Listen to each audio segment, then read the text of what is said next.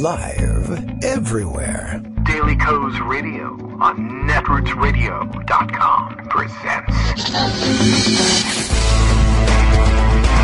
David Walton.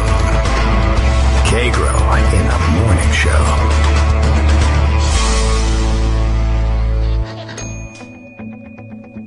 Now, here's David Waldman. Hey, good morning, everybody. How you doing? It's Friday. Yay, goodbye. It's Friday, September 29th, 2017. And, well, what about if we did another radio show? Would anyone object to that one? Daily Co's Radio is live now. It's too late to object. Bill reminds us all the way from Portland, Maine. KagroX, that's me. You can find me on Twitter at KagroX and let me know how you want to change the direction of the show. Use the KITM hashtag to make sure I see it. But me, KagroX, David Waldman, brings you news, analysis, and pre-Yom Kippur carbo loading tips. That's a good idea. Everyone drink up to do hydrate if you will be fasting tomorrow. And I've been working on all week, slowly diminishing the amount of coffee I have in the mornings because we're going to have to go without tomorrow. Big headache day. My goodness. Could be a little difficult. Oh, let's see. We got a little some audio notes from Justice. Sounds like we're a little muffled here today. I'm going to try readjusting things, my position on the microphone. I put the pop filter back on the microphone, not today, but a couple of days ago. So far that hasn't been getting in the way of things, but it does make it difficult to see where am I in relation to this microphone. If I move around, it makes a little bit of a difference. You can see if I'm moving my head around, I'm distracting myself from the horror that is the Trump administration. I should just get right to it. The corruption, as Greg reminded us yesterday, out of control. It's out of control. You just can't stop these guys. It's nuts what they're stealing out there. We heard a couple of days ago, thanks to some ace reporting, about Tom Price chartering private jets and flying all over the place, and I think he's racked up something in the neighborhood of $400,000 in charges for private jets, and now it turns out that he's cost the government another $500,000, I think, on military, the use of military jets. So he's topping $1 million in what he's racking up in terms of travel charges, and I think that's like since May, which is pretty amazing. You'd have to work pretty hard to do that, although flights are pretty expensive, and maybe it isn't really all that hard, but he's not entitled to any of it, and he's stealing it. And, of course, he now says, well, I apologize, I won't be doing that anymore, and I'll pay back the government. Taxpayers won't pay a dime. And, of course, and it was immediately predicted by the reporters covering the story. It was predicted he would say, okay, I'll pay back the government. And what he did was essentially they did the old stupid calculation of, well, about how much would it cost to book a seat on a chartered flight that perhaps somebody else chartered, and for me to take these flights, and that's what I'll pay back to the government. But of course, he chartered those planes. He chartered the whole thing. He used the whole thing. He needs to pay for the whole thing. But here he is, having charged some $1 million or so in flights since May to the taxpayers. He believes he's paid back in full at about $51,000 because that's what it cost for his one seat. Of course, he took his wife places, and it doesn't matter whether he took anybody or not. He used the plane. The plane wasn't going anywhere until you told it to go somewhere. Here is, oh, look at this. Here's a tweet that looks like it's racking up all of the charges, because we've also got news that Ryan Zinke, he likewise, as the Interior Secretary, has racked up quite a tab on private flights as well. And we heard the other day that EPA's Scott Pruitt had done the same. Among the three that they know of so far, here's Philip Raines. Philip, of course. I say of course. I was going to say, of course, is the what? Who is he? You know what? I couldn't tell you. I'm looking at the, I had to open up his Twitter profile, and it doesn't tell me anything about that.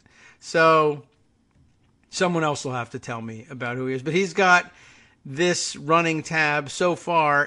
Tom Price at Health and Human Services, $1 million in flights. Scott Pruitt at EPA, $58,000. He's got a much more precise figure on him. $58,219.19. And now Ryan Zinke gets in on the act, $12,375. So that's 3 of 23 cabinet positions out there. You know the rest of them are doing this too. Not to mention Scott Pruitt's totally bizarre cone of silence. He's built a soundproof booth in his office from which he can make his telephone calls, which at this point you're really forced to assume is for the purposes of concealing illegal activity. And what level of illegal activity might it be? Is he a crime boss? I don't know. Is he ordering murders? Probably not.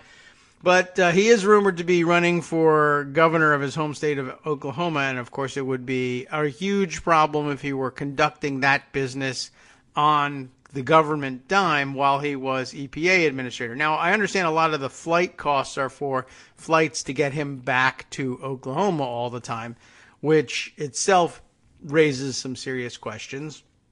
I mean, that's where he'll go, but I mean, so what? Fly commercial. And to make the government pick up the tab for your travel back to Oklahoma, particularly if it's for the purpose of having a presence there while you are running for governor, that would be pretty problematic. And of course, if you were on the phone at EPA offices talking to your political consultants, etc., about your run for governor, that would be problematic. You wouldn't want anyone to hear that because they could get you in trouble for that. They could cost you your job. So why not $25,000 for a soundproof booth so that no one can hear you do that and you don't get caught? That's almost assuredly what's going on. Maybe a little bit of insider stock trading too. Who knows? That's how Price has financed his, that's how he proposes to finance his lifestyle now. He was having you pay for it. Now that he's busted, he says he's going to pay the government back. He's going to pay the government back, of course, from out of his ill-gotten insider trading gains. As someone put it yesterday, I don't think it really does much to dispel the myth that you are living high on the hog if you are paying the government back because you can just drop a $400,000 check to cover your private air costs. Now, of course, he didn't drop the $400,000 check. He dropped the $50,000 check, but that doesn't do too much to relieve the problem either. Mad Hatter reminding me, don't forget the Mnuchin, not the Mooch, but the Mnuchin, Steve Mnuchin. Yes, it's easy to forget Steve Mnuchin, I guess, but of course he's the guy who, so far, he was the first one busted on the private travel thing, right? But he was using a government jet to get to Kentucky to watch the eclipse and take his wife of 10 minutes shopping at all the expensive boutiques, apparently, that are available in Kentucky. And I guess there's a lot of them because she had a great time. But that was only the one he was able to successfully pull off. He remembered the story that his wife was mocking everybody. LOL. Did you think that we took our government jet on our honeymoon? How precious. And of course, they didn't. But Steve Mnuchin tried with all his might to do that. He was just unable to secure the government jet for the honeymoon. These guys are stealing left and right. And I guess they were motivated by Trump himself, I suppose. I don't know where else they would have gotten the idea that they could get away with this stuff. I'm taking a look, by the way. I wanted to save Philip Renz's tweet about this thing. I guess I should just send it out now. And if you're not listening to the show live, you're either out of luck or you're going to have to go around scrolling down my timeline to see it. Because I clicked on it, and it brings me to something else. I guess he must have started a thread on this stuff. So we might as well look at this. Why not? It starts with Mnuchin. And I wouldn't have forgotten Mnuchin if I had just started here. Government trip to see eclipse from atop Fort Knox. Government plane for his honeymoon to Europe. Didn't get away with that one, though. Are we his wedding registry? Is that what's going on here? And it's attached to an ABC News article. Of course, Treasury Secretary requested government jet for European honeymoon. with this rather absurd photo of weirdo troll Steve Mnuchin marrying blonde actress, whatever her name is. I can't remember. We went through this before. She's got an alliterative name, and then I don't remember it. I don't know what she acts in. It's probably great and all that, but I don't know it. And they're being married by Mike Pence, which is also absurd. And they're all in they're in their tuxedos, and Mike Pence looks like a waiter, but I don't think you can avoid that. The next tweet in this series, though, Donald's cabinet knows these private jets and exorbitant costs will become public. They just don't give a damn. Picture of Tom Price Tag pondering his crimes under the headline, Price's private jet travel breaks precedent. That's the Politico article.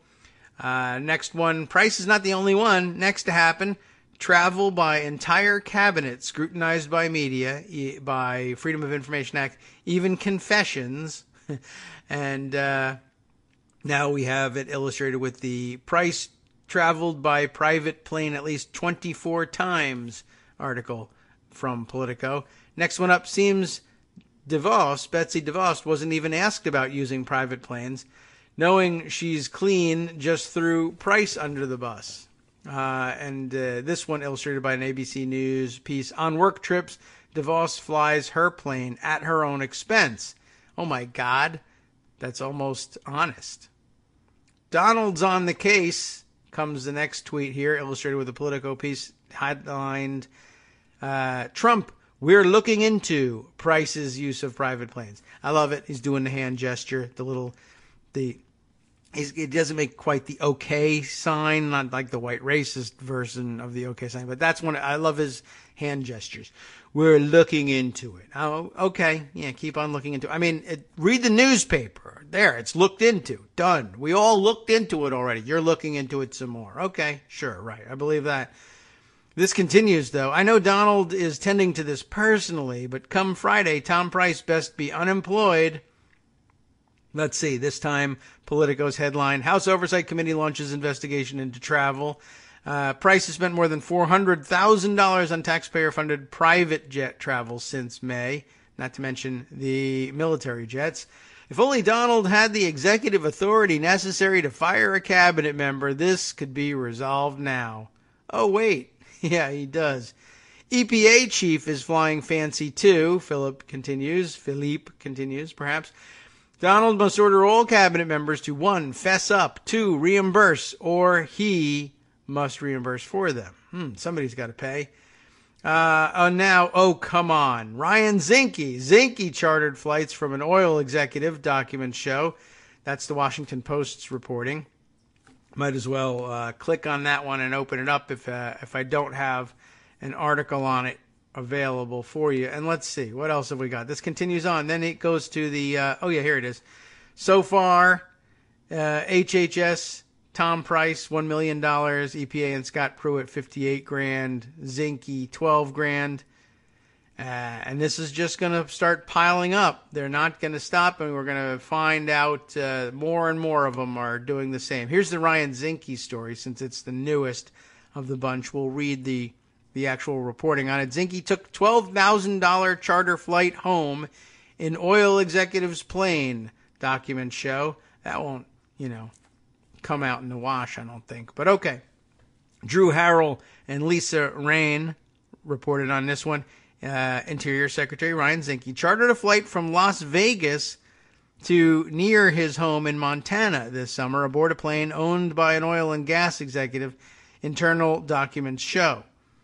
They should take those documents out of themselves and show them to the rest of us. Don't you think? Why keep it internal? I say don't bottle it up. The flight, along with private flights during a trip to the Virgin Islands, wow, he got there pre-hurricane, I guess. No chance he was going there to help out, right? Could propel Zinke into the growing debate, amazing phrasing there, the growing debate over the costs of travel by cabinet secretaries, the growing insight we're now gaining into their kleptocratic ways. But they're thieves. There's no debate over the costs of travel. They're stealing travel. Okay, fine, whatever. It's the newspaper. They debate these things. Growing debate over the costs of travel by cabinet secretaries, some of whom have chosen expensive charter jets and military planes, stolen, at high expense to taxpayers over the cheaper option of flying commercial. In June, Zinke and his staffers took a 4-hour flight from Las Vegas to Kalispell, Montana. Do I have that pronunciation right? Aboard a private plane owned by the executives of a Wyoming oil and gas exploration firm, Aviation and Business Records show. The landing in Kalispell put Zinke a short drive from his home in Whitefish, Montana, where he spent the night. Documents show. Whitefish, of course, where what's-his-face is from, Richard Spencer, even though he actually is really from D.C., and where he wanted to have racist marches to expel the Jews of Whitefish. But it didn't come together. By the way, I did hear the other day that the organizers, and most of the same organizers behind the Charlottesville March, were now attempting to do the same in North Carolina. In Charlotte, North Carolina, they just love places named Charlotte. I'm not going to tell them about Charlottetown up in PEI. Don't worry, Ricky. I won't tell them where you are. Whoops. Crap. I think I just did it. Well, a bad operational security here at the Kagro in the Morning Show. Anyway, any place named Charlotte, I guess, is temporarily in danger. But apparently that one fell apart. I think that was Milo Yiannopoulos style, pumped up from nothing, and nobody was going. And I'm sure they'll blame the libs for having broken this one up. But please do, by all means, let everyone know that the libs are able to dismantle your efforts at a moment's notice. I don't mind if people know that that's the case. All right. Well, anyway, he was going to Whitefish, not necessarily for a Nazi rally. I don't know that Ryan Zinke is into that stuff. Not sure what he was doing, but let's continue to explore just for fun. The flight cost taxpayers $12,375, according to an Interior Department spokeswoman. By the way, time out. Hold on just a second. It just sort of struck me what the frig is going on here. I'm quite annoyed. Normally, if there can be said to be normal at all, I mean, what usually happens here is the oil and gas executive will try to bribe the Interior Secretary by saying, here, use my plane, fly a private jet from Las Vegas, why are you in Las Vegas, to your home near Kalispell, I guess Whitefish. That I'm pretty sure I can pronounce correctly. Fly from Vegas to Whitefish on me. I own a plane. Here, I'll eat the $12,375 charter cost and just give it to you. And a lot of times people get caught up in that because for whatever reason they don't know or wish to ignore the fact that they know it. Everybody in the freaking world knows that if you get a free private charter jet flight, that's a gift to you and it's a bribe and you can't take it. So instead, on the up and up, I can't take it for free. I'll have to pay you for it. But I don't pay you. The government pays you. What's really amazing in this is that we've gotten it to the level where oil and gas executives are so powerful in this country that the Interior Secretary bribes them. Here you go. I'll use my government powers to direct $12,375 of taxpayer money into your pocket because you weren't flying on your plane and you let me do it. So everybody gets a free gift in this situation. That's real interesting. That's actually quite infuriating. Hey, I hate these guys. They're really terrible and they're thieves. Anyway, by the way, commercial airlines run daily flights between these two airports. Daily flights. If you thought it was like, oh, well, he's got to get to Kalispell, Montana. Who can get there? Las Vegas to Kalispell daily, as little as $300. But, of course, he thought it would be great to spend $12,075 more than that. What a fun thing.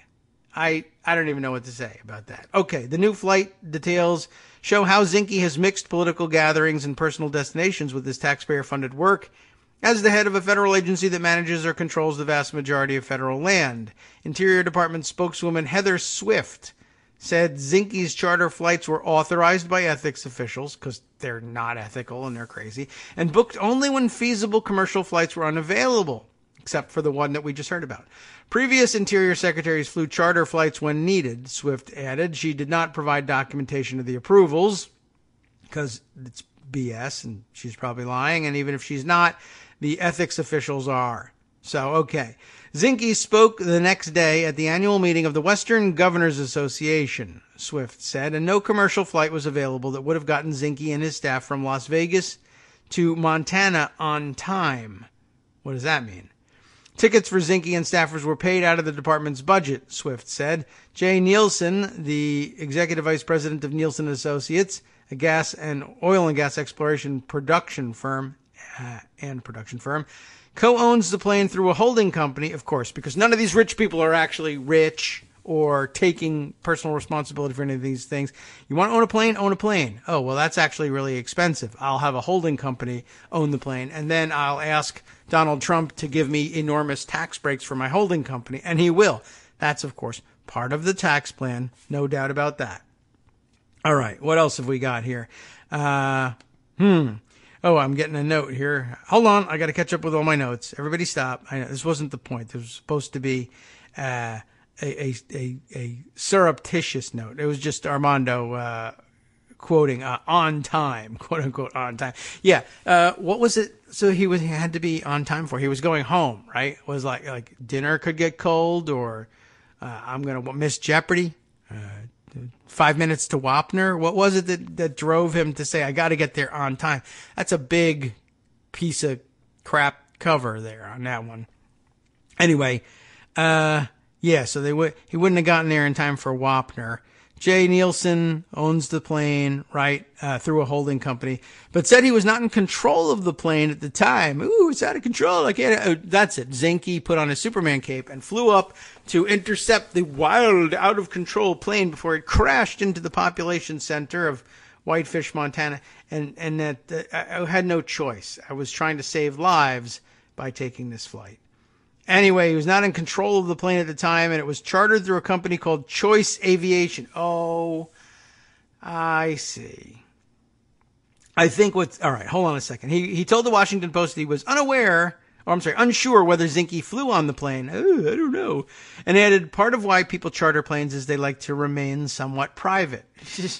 Part of the reason. And part of the reason is they're fancy pants a-holes who think they're better than the rest of us. I mean, I'll tell you something. Flying on a private jet, I'm sure, is fantastic. I don't think I've ever flown on a private jet. I flew on a private plane, a little propeller plane, and even that's great.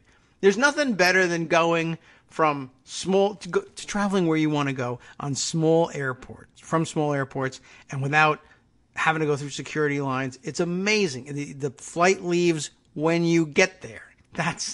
It's terrific, but it's costly. And if you've got a lot of money, terrific, go for it. If you have got a lot of, you know what?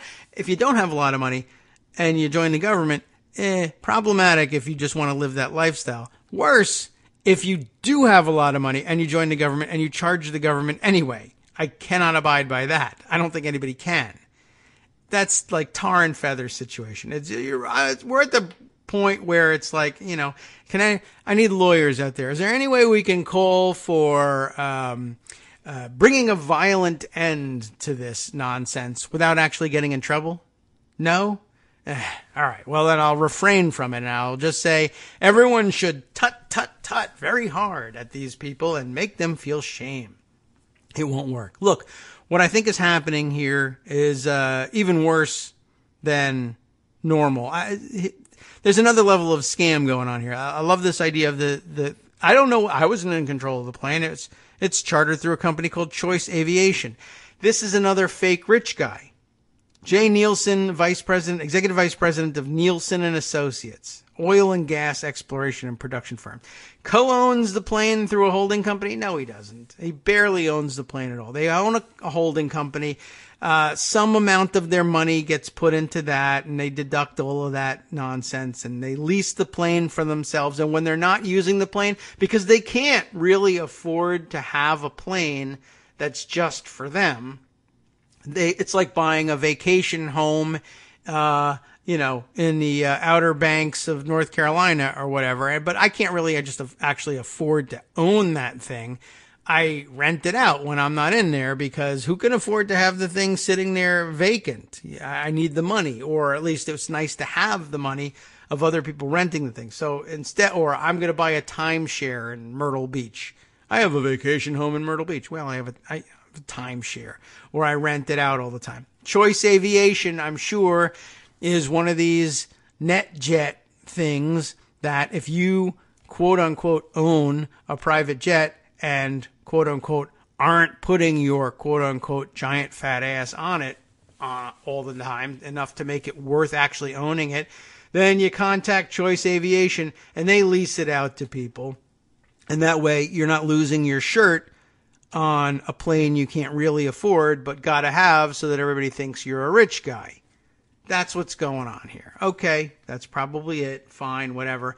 I didn't know that they rented it to Ryan Zinke. Ryan Zinke just automatically, accidentally found my Wyoming oil and gas exploration and production firm's plane, not because I do any business in front of the Interior Department or anything like that. He was just walking down the street, and a card for Choice Aviation fell out of the sky and hit him in the head. And he said, "Oh my God, I need to spend $12,000 more getting home than I was originally going to because this card hit me. And wouldn't it be great if I did that on the plane? That would, if the arrangement would put money in the pocket of a guy that I'm looking to have bribe me later on." Well, it seems it all worked out for the best for Ryan. Good job. That's really ridiculous. Well, anyway, I guess Politico was on the job for that one again. They were the first ones to come up with it. I have been critical of Politico in the past. I'll be critical of Politico in the future, but great job by the reporters on this one. More ranting about this and other kleptocracy, I'm sure, after our first station ID break.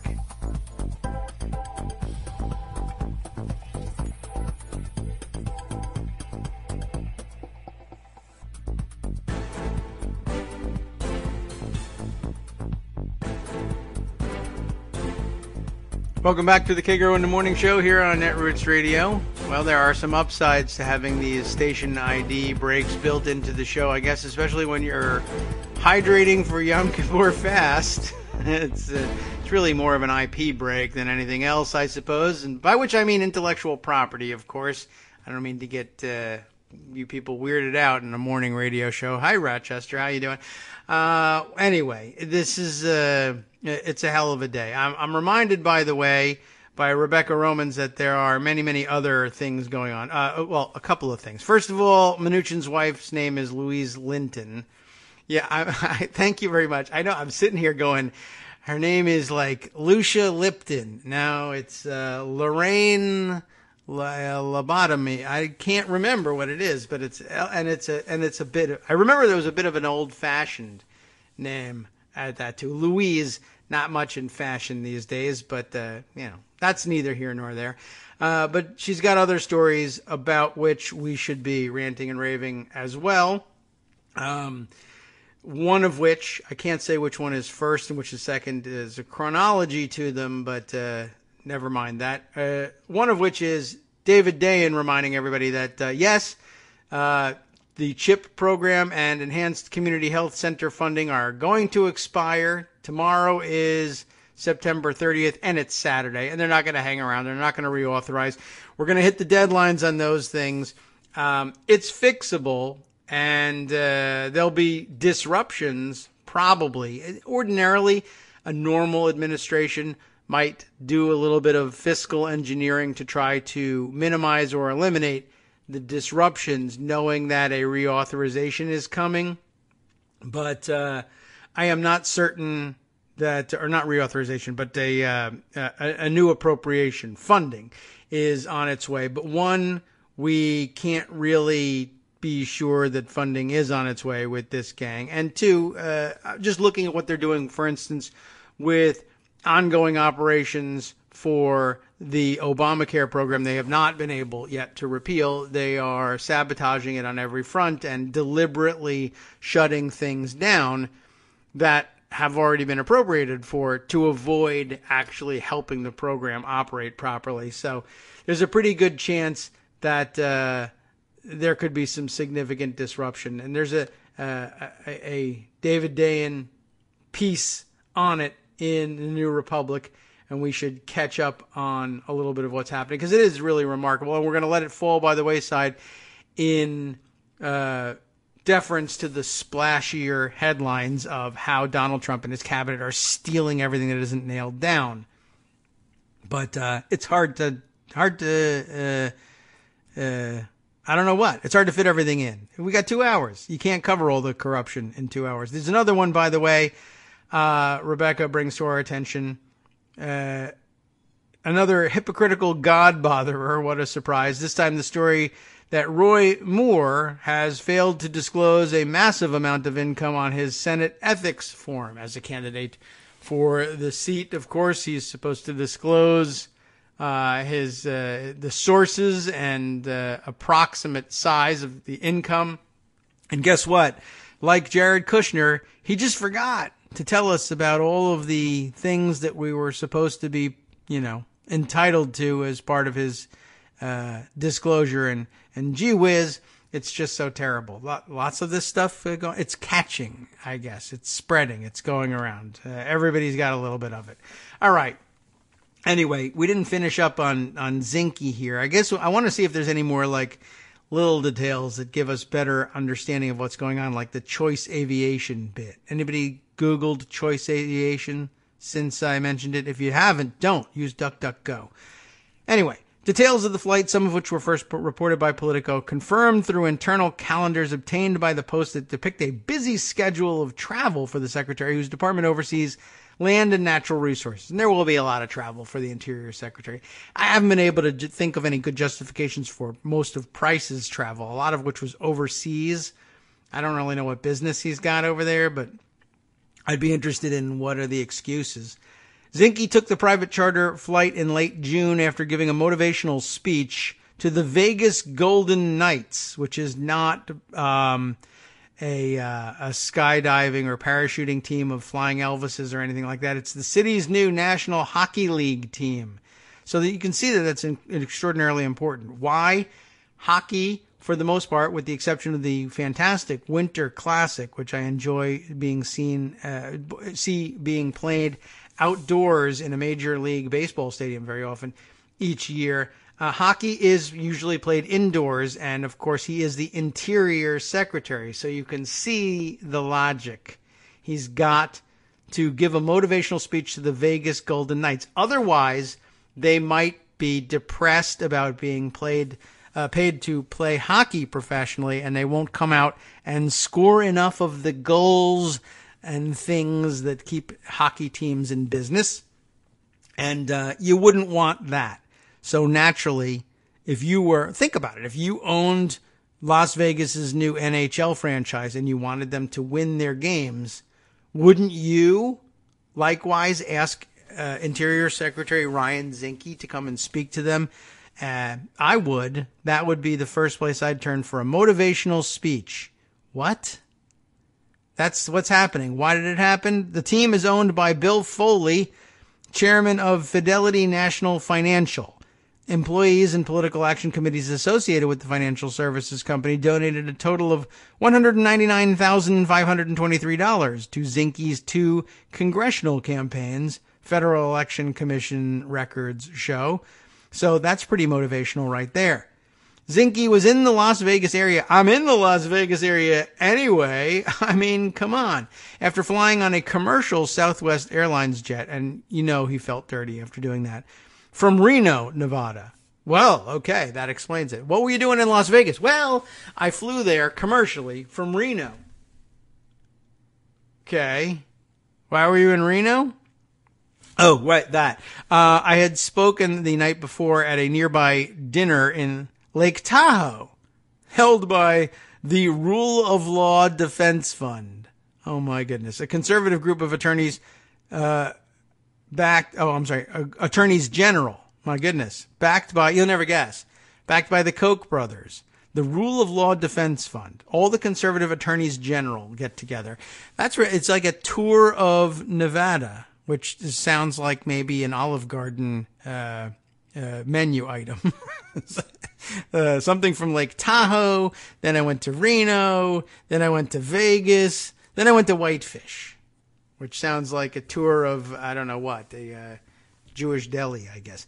Just before the Golden Knights dinner, Zinke had appeared in the tiny rural Nevada town of Pahrump, P-A-H-R-U-M-P, Pahrump, but anybody? Why?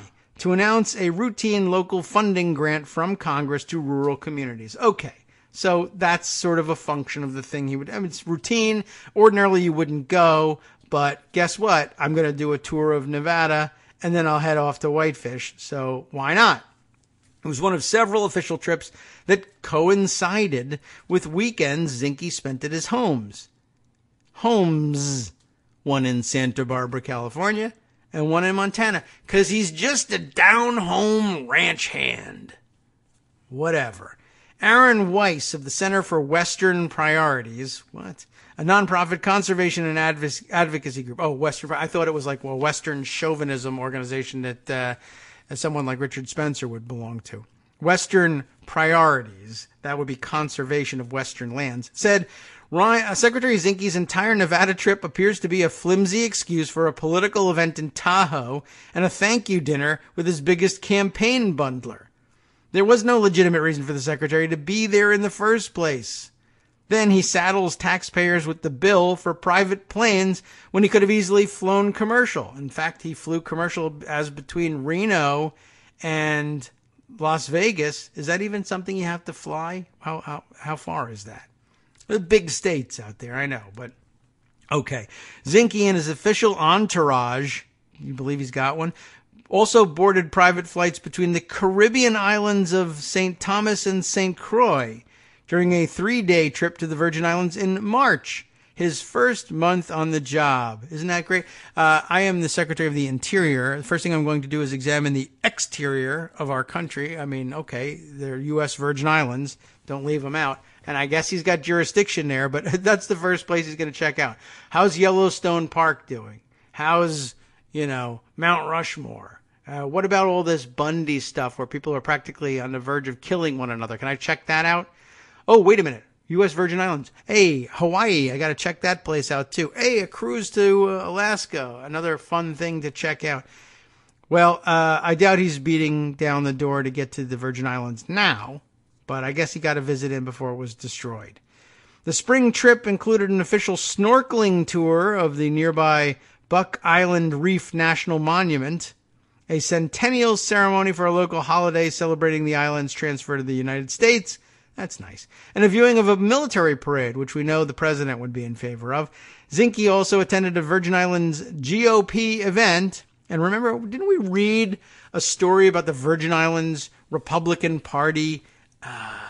Was it during the 2016 primaries? That's a effed up group all by itself, if I recall correctly. Anyway, he was there and he spoke on behalf of President Trump. Whatever. John Kanagata, chairman of the Republican group, said in a statement that Secretary Zinke's visit to our islands in his first month on the job is a reaffirmation of the strong commitment that President Trump made to the Virgin Islands during his campaign. What commitment did he make to the Virgin Islands during his campaign? Is he violating it now that they've been destroyed by a hurricane? He's not helping Puerto Rico. He added, by contrast, the now former administration failed to send the Interior Secretary to the territory until the final months of its second term, because we all would have been mad about him going in the opening months. All right. Swift said several high-ranking government officials attended and reiterated that the department has jurisdiction over territories such as the Virgin Islands. She said the flights were taken because no commercial flights were available at the time. Because why would commercial airlines fly to the U.S. Virgin Islands? That's stupid. No one goes there.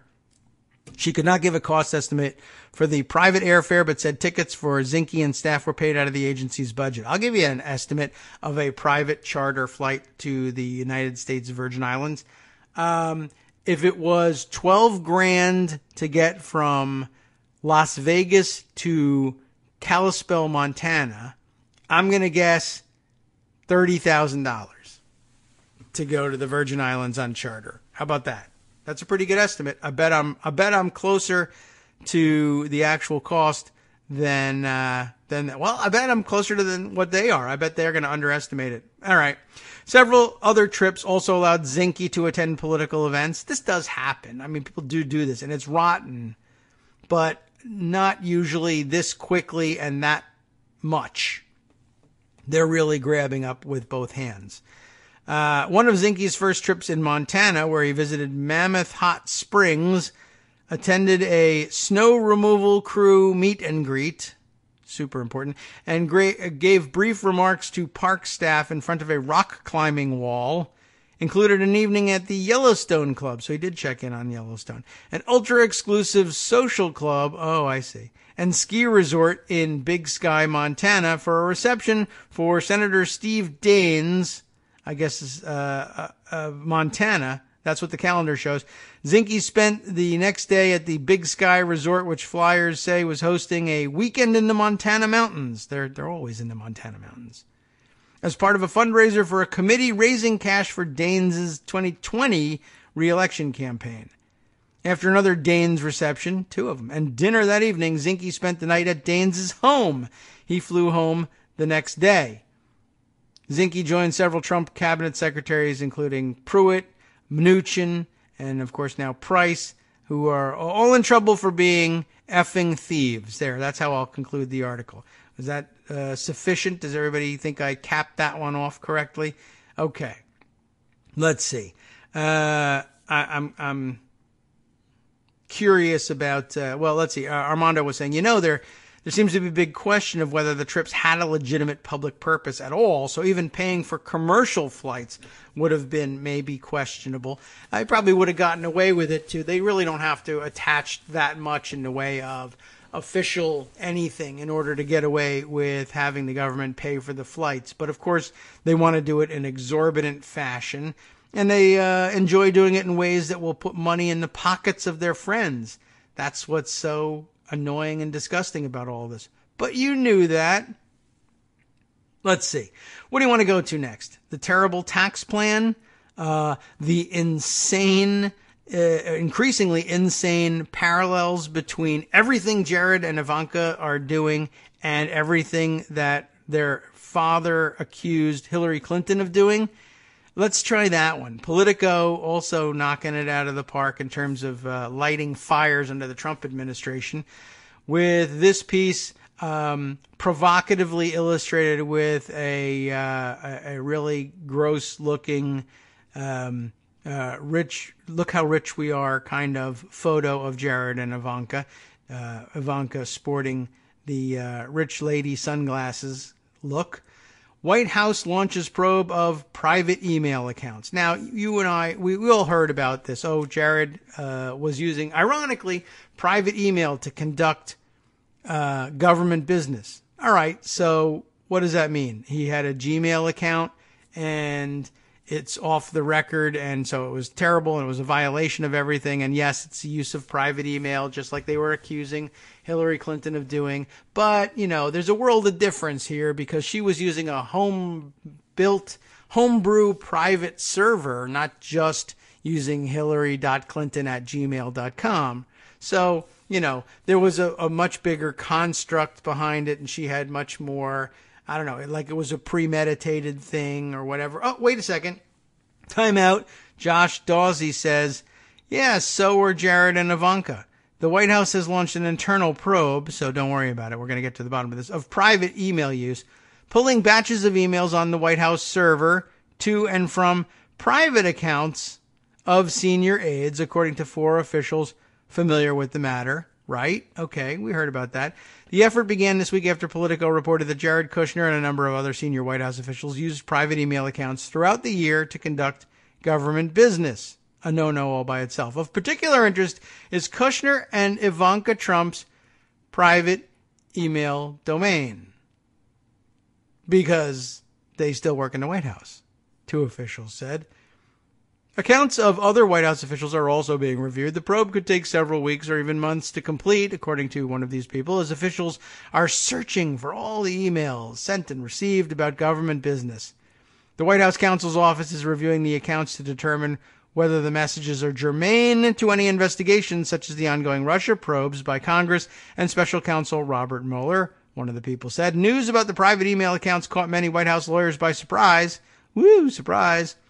One of these people said, and infuriated a number of White House officials. Privately infuriated Jared and Ivanka. They're appalled that they have private email accounts on a private homebrew server. By the way, this will end in the discovery of thousands of emails deleted and missing along the way. But don't worry about it because something. There you go. Distracted. By the way, I hate the NFL players. They're sons of bitches. There we go. Now we're not paying attention anymore. A White House spokesperson declined to comment on the review, but said the White House instructs staff to fully comply with the Presidential Records Act. No, it doesn't. And briefs staff on the need to preserve records. Well, I'm sorry. Wait, I'm sure they do. We instruct staff this way. Remember, fully comply with the Presidential Records Act. Wink, wink. At least 5 current and former White House officials have used private email, Politico previously reported. Those include Kushner, Ivanka Trump, Gary Cohn, Steve Bannon, and Reince Priebus, none of whom are important people, right? Kushner's lawyer, Abby Lowell, I forgot, there's a story about them too, has said there are fewer than 100 emails about government business in Kushner's private email domain, and that all have been forwarded to his White House account. I doubt it. I think we mentioned the other story about Abby Lowell. It was the guy, the email prankster, who emailed Abby Lowell as like jared.kushner@gmail.com and said, send me all my private information. And it almost worked. The guy actually, Abby Lowell, thought that was Jared Kushner somehow. Amazing email security those guys have.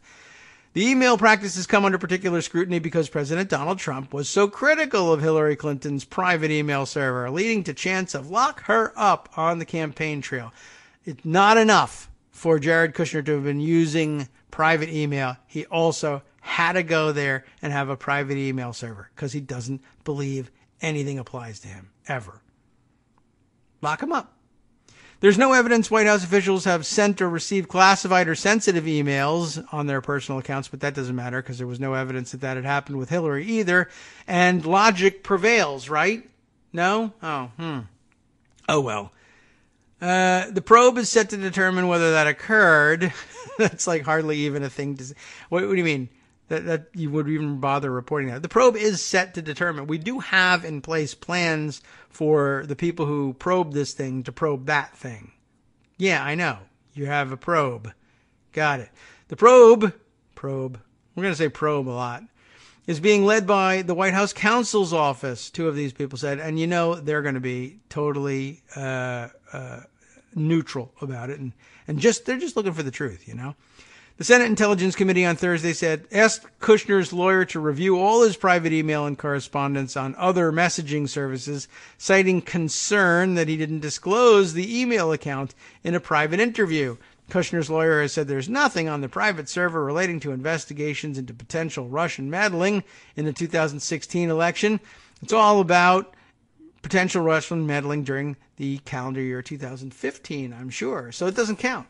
Kushner previously used a business account during the transitioning campaign, but now we find out that he also had this other thing. And oops, another thing that Jared Kushner slipped my mind. Forgot to tell you, I'm only having to appear before the committee 5 and 6 more times because of all the other things I forgot to tell you. But I blame some other guy who I hired who inadvertently sent my disclosure form without any disclosures on it. Whoops. I don't know how that happened. Time to lock the boy up. Anyway, let's see. Other things. I guess more news from Politico about Price and his flights. I just wanted to note the fact that Dan Diamond had reported this. Oh, look, he's second on this. That's interesting. In my Pocket View, it reverses the names. And I know that they pay attention to stuff like that, billing, like billing for actors and actresses, where the names go into bylines. In Pocket, it says Dan Diamond and Rachana Pradhan is second on this one. When you open up the actual article online on the the Politico's site, Rachana has top billing and Dan Diamond is second. I wonder why that happens. Price took military jets to Europe and Asia for over $500,000, accompanied by his wife. The HHS secretary journeyed to Geneva, Berlin, Beijing, Tokyo, and other cities for events. Remember, of course, he's in charge of health care here in the United States and whatever. So he goes all over the world. And I think it's interesting that he takes his wife. I mean, it's nice, I guess. But hope you enjoyed the trip, Betty. I see she's got her own lapel pin as well, identifying her as somebody you're supposed to get out of the way of and allow to fly all over the world. So, yeah, it's just, I don't know. I just thought I would add that detail that his wife is going in all the cities that they stopped in. And you can see why the Health and Human Services director would need to be in all those places in such a short amount of time, right? No, of course not. All right. Let's see. Also in the mix, Eugene Robinson complaining bitterly, as he ought to, about Trump's cabinet loves living large is the name of his op-ed, the title of his op-ed in the Washington Post. It doesn't add anything in terms of new information here, but it just delivers the righteous outrage. And you should review it. I don't think that there's anything new in here except for a couple of the other destinations that Tom Price flew to. I think we knew about the Nashville lunch with his son, but there was also a flight to St. Simon's Island, Georgia, a pricey resort where he and his wife own property. The excuse there, attending... you know what? Eugene has some good turns of phrase in this that maybe we should share. Specifically with respect to the excuses that Price and his spokesperson have offered up on some of these flights. Everyone understands, for instance, he says that the Secretary of Defense would take an expensive military flight to visit the troops in a war zone, or that the Secretary of State would be flown in his own government plane to an international conference, or that the Secretary of Homeland Security might charter a jet to reach some scene of some domestic crisis. But the Secretary of HHS, did some regional office need him to make an emergency delivery of printer ink? I mean, there are some serious questions about this, and he poses them quite correctly. There's more, first he notes the flight to Nashville, which is, of course, where Price's son lives, and I thought this was interesting, too, a good observation. Price also owns a condominium there, by the way, and in fact, Price found the time during that June 6th trip, which, by the way, was supposedly so chock full that he needed to go by private jet. You can get to Nashville for $200, but he took a private jet because he's a very busy man. His schedule is very, very complicated. He's the Secretary of Health and Human Services, but he's so busy that lunch with his son was part of the trip. I can't fly commercial because I'm too busy. Busy doing what? Busy visiting my condo and going out to lunch with my son. And it happens again. In August, he flies a chartered jet again, paid for by you and me, on his way to St. Simon's Island, a pricey resort where he and his wife own property. We heard that. He was attending the Medical Association of Georgia retreat, where he was scheduled to give a Sunday speech. Okay, fine. Why then, with his oh-so-busy schedule, did he need to arrive on Friday afternoon? Is it really, he's so busy and I got to charter all these jets, flies into St. Simon's Island where his wife, he and his wife have a place. And, I'm sure it's great that he gives a speech to the Medical Association of Georgia and everything, but get there Friday for a Sunday speech? Sure. because I'm so busy. I had to fly charter in order to do that. I thought that was an important observation. There's a lot more too, and now he's speaking of Pruitt and his chartered flights, where one of which was from Denver to Durango, Colorado, for a meeting with the governor, John Hickenlooper, at a site where the EPA accidentally triggered a spill of pollutants 2 years ago. He should be going there, right? The EPA explained that the commercial flight Pruitt had planned to take was delayed. It turns out, however, that Hickenlooper offered to take Pruitt to Durango on his state-owned plane, which presumably would have cost the EPA nothing. The problem was that the governor had room to accommodate Pruitt, but not his entourage. We've heard a little bit about this, but in case you didn't know, this was obviously a deal breaker for Pruitt, who travels about the country and even inside his headquarters building with Beyonce-level security. Unlike any previous EPA administrator, Pruitt demands round-the-clock protection by agency enforcement agents, requiring triple the manpower his predecessors needed. Pruitt is also spending nearly $25,000, of course, to construct his own secure, soundproof communications booth in his office. But my point, that is Eugene Robinson's point here, isn't about paranoia. It's about imagined grandeur, and I think that's really the major problem here. All right. I wonder if we can get off of this subject, perhaps, during our second hour, although it does occupy an enormous part of my pocket file, I must say, because there's just so much. We'll be back after station identification next.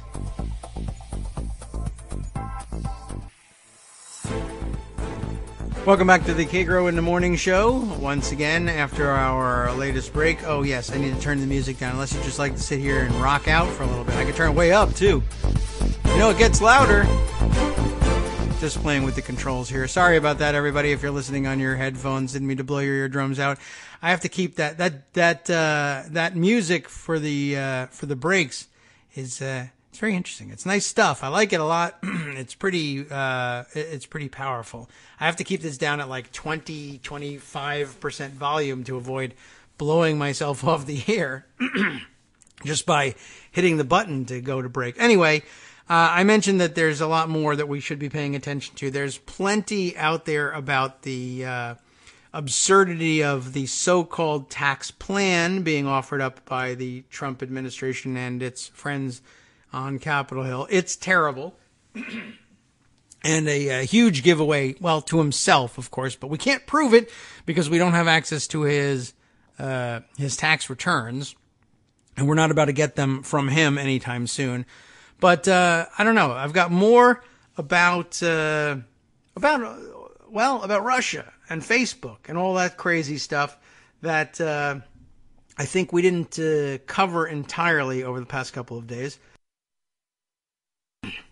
Pardon me as I decided to hit the mute button for that particular throat-clearing episode. Got a little... it's the Yom Kippur frog that's in my throat. It'll only get worse tomorrow. Okay, so I got a couple of stories here. Where do we want to start with this one? I am not sure where the best stuff lies at this point, and I should have put it in some written order that would have helped us navigate through this. But there's so much and so many fronts going on with the Russia story that I don't even know where to begin. Let's see.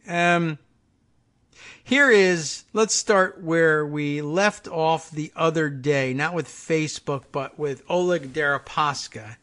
I saw a headline in Bloomberg the other day that I thought might give us some insight about their relationship, the relationship between Paul Manafort and Oleg Deripaska, why he was doing what he was doing, why the offer, I wondered, of private briefings on the campaign. I mean, I understand he's trying to curry favor with Deripaska, but why bother doing that? I thought this might explain some of it. Manafort's offer to Russian oligarch was tied to disputed deal, some of which we heard about the other day. Stephanie Baker, the lead on this one for Bloomberg, along with David Voriakos and Volodymyr Verbyani, which I wonder Is he just a reporter who happens to be of Russian origin and interested in the story, or did they need him as a translator? I'm curious. Anyway, when Donald Trump's campaign chairman offered private briefings to a Russian oligarch close to Vladimir Putin last year, he wasn't only appealing to a superpower, he was pursuing a personal mission, the end to a costly dispute over a failed business deal. The campaign's chairman, Paul Manafort, wanted a meeting in hopes of resolving a long-simmering dispute with the Russian, said two people familiar with the offer. The message, sent by email on July 7th, 2016, through an intermediary, remember we heard that, was never delivered to the intended recipient, Oleg Deripaska, I doubt that, and the briefings never occurred. That might be true. Those people added. The correspondence, though, compounds questions about the allegiances of Manafort, who famously offered to work for the campaign without payment.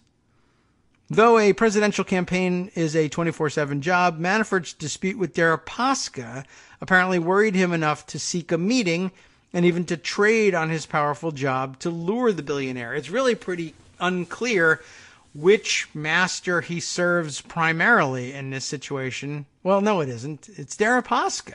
His second allegiance is to the Trump campaign, which may be why Trump eventually fired him. The two men, not Trump and Manafort, but Manafort and Deripaska, were squabbling over a failed attempt by a private equity fund led by Manafort to buy a Ukrainian cable network. Why in the world would he be doing that? Probably the subject of an entire other investigation, I would think. It's not clear what became of the money that Deripaska provided for the venture. Years after the deal, Deripaska's company sued, seeking an accounting of how the money was spent.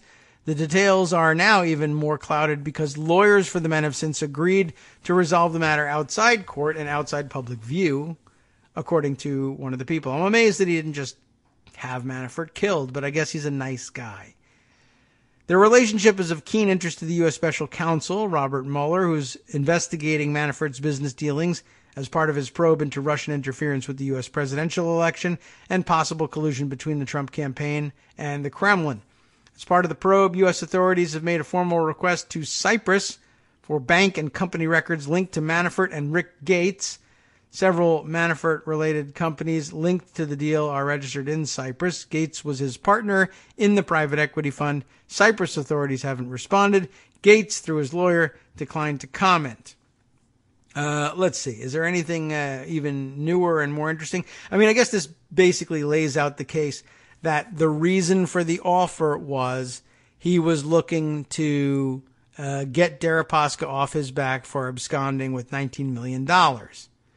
And I don't know whether he thought that Deripaska would think that private briefings were worth $19 million.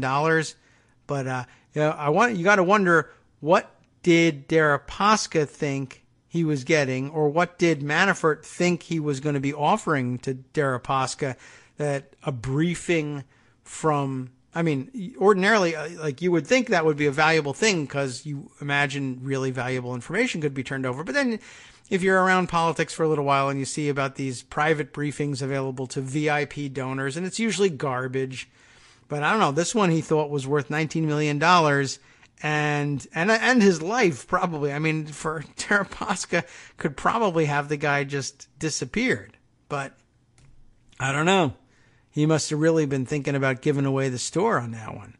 Think about that. Manafort must have been thinking that he was going to give away some serious top secret information in order to make that, that'll wipe my debt clean of the $19 million I stole from you. A Russian mobster. Wow. Vera Korochkina, a spokeswoman for Deripaska, said Mr. Deripaska had no communications, meetings, briefings, or other interactions with Mr. Manafort during, after, or in the run-up to the presidential election. And in fact, Mr. Deripaska had not communicated with Mr. Manafort for years prior to 2016. Thus, any publication suggesting or implying that Mr. Deripaska directly or indirectly communicated with Mr. Manafort in 2016 would be a false statement of fact. I love that build-up. That was fun to read it that way. Manafort declined to comment. His spokesman, Jason Maloney, told the Washington Post, which first reported on the message intended for the billionaire, that Manafort's emails were an innocuous effort to collect past debts. Wait a second. Manafort's emails were an innocuous effort to collect past debts. Maloney says Manafort was writing to Deripaska because Deripaska owed him money? Huh. The intermediary was supposed to deliver the message. That would have been Konstantin Kilimnik. Remember him? He also declined to comment. He's a Manafort protege that began working for him in 2005 in Ukraine, where his boss advised Russia-backed politicians for a decade. Manafort made his name as a Republican political strategist and later by polishing the rough edges of foreign leaders to make them more palatable to voters at home while advancing their interests in Washington. He served as Trump's campaign chairman for 6 months before resigning in August of 2016 as details emerged about his work in the Ukraine. Deripaska grew up poor but made a fortune building a metals empire. We know all about that. A 2006 U.S. diplomatic cable published by WikiLeaks described him as among the 2 to 3 oligarchs Putin turns to on a regular basis. Here's another section, the Black Sea Cable. The two met through a mutual acquaintance, and Manafort ended up working on behalf of Deripaska's businesses to gain access to markets in the European Union and elsewhere, according to a person familiar with the matter. That consulting arrangement ended in 2007, or by 2007. The same year, Manafort and Deripaska met in Moscow several times and began a new business venture. At first, their relationship was cordial. A person familiar with it calling it a meeting of the minds of two people who thought alike strategically. They formed a partnership called Pericles Emerging Market Partners LP, based in the Cayman Islands, to invest in businesses in Eastern Europe. Deripaska agreed to invest $100 million. Their first and only deal was a cable and internet company based in the Ukrainian port city of Odessa called Black Sea Cable, run out of a dingy Soviet-style apartment building about 6 miles from the city center.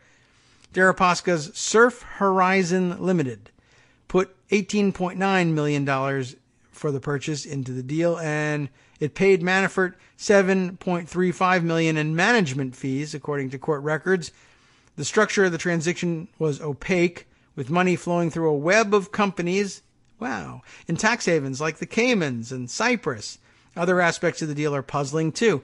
Why not just buy it straight up? I'm a billionaire. Give me this company. Here's some cash. Can't do it that way because reasons. While Deripaska's entities transferred millions to Manafort-linked shell companies to buy Black Sea Cable, it's not clear that Manafort entities ended up owning the company or what became of the money. I guess that's one of the drawbacks. What if you did it honestly and you bought it, but you bought it through so many shell companies that Deripaska didn't believe you? That's a novel right there. I'll have to write that. Well, we'll wind it down to a movie. Somebody help me with that. In April of 2008, Gates told Deripaska that they had bought the asset, but the owners of Black Sea never changed. That still doesn't necessarily mean that it didn't happen. Maybe they just bought the owners. A British company called Tech Corp Universal was the primary owner of Black Sea from 2007 to 2010, according to Ukrainian records. Tech Corp was controlled by two companies registered in the British Virgin Islands and later Belize. Why can't any of these companies be registered where they do business? Because don't worry about it. It's all legal. Shut up. Go away. Stop asking questions. Kiev prosecutors are investigating those companies, which are linked to past corruption scandals. No way. Tied to associates of former Ukrainian President Viktor Yanukovych, a longtime client of Manafort's. A legal complaint filed by Deripaska in Virginia said Pericles had paid a Ukrainian $17.8 million to complete the deal. What? Paid Ukrainian. Here's $17 million. Complete the deal. Now serving in the Ukrainian army, which is fighting against pro-Russian separatists in the eastern part of the country, that Ukrainian tells a different story. I would imagine so. Andrei Vityukov, when contacted recently, said, "Help, I'm in a war against Russia."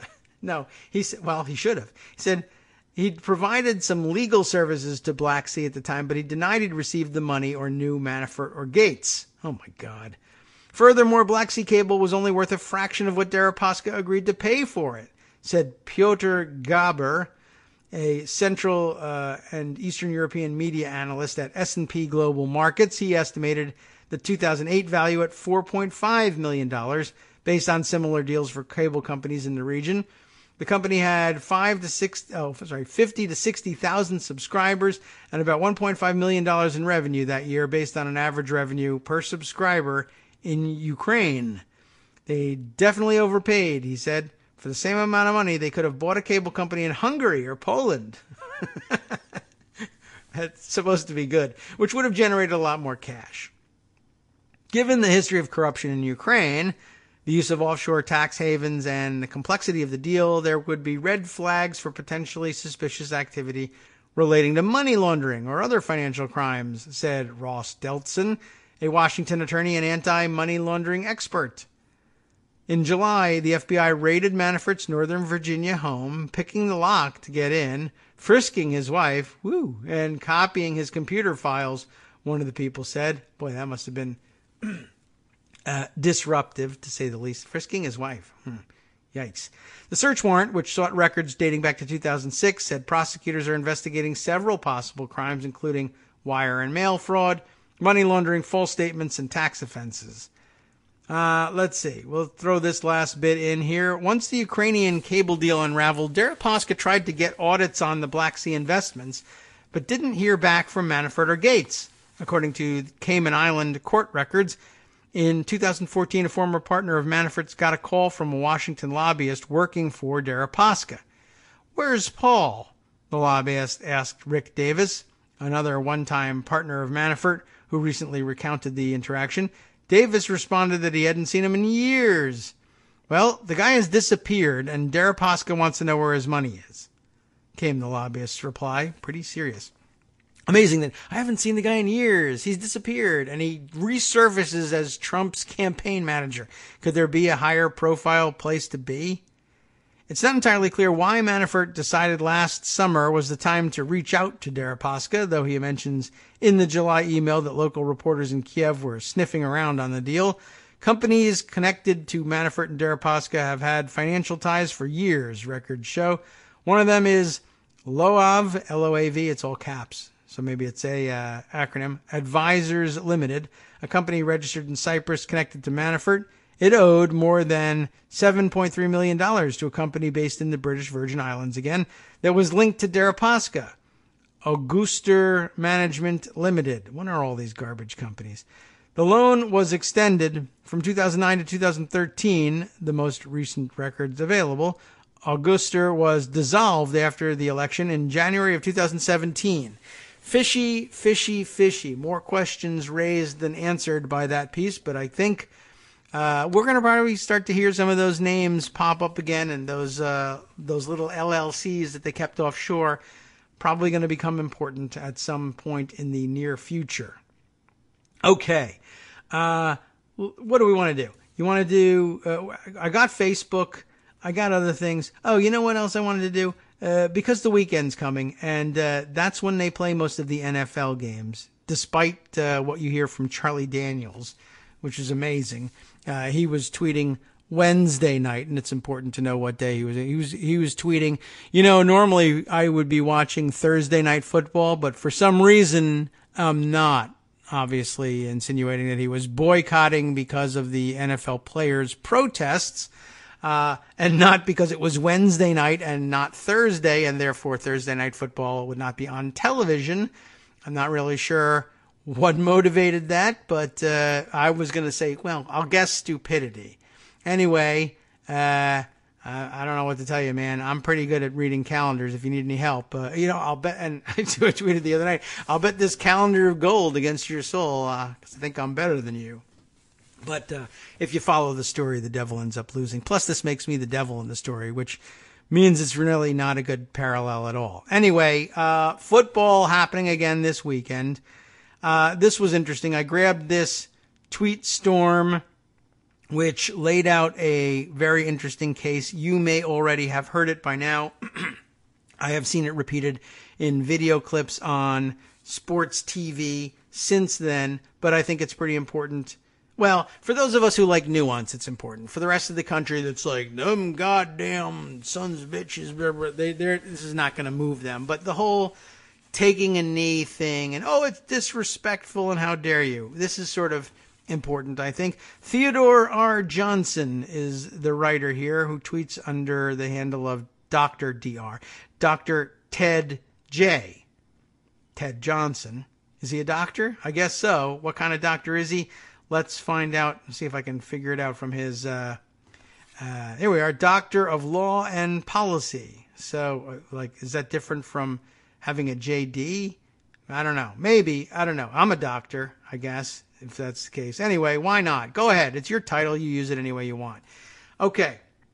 By the way, the reason he's an interesting kind of doctor is that he is a scholar on race and politics, a fellow at the New America Foundation, an adjunct professor at McCourt School. Is that a law school or a different kind of school? I don't know.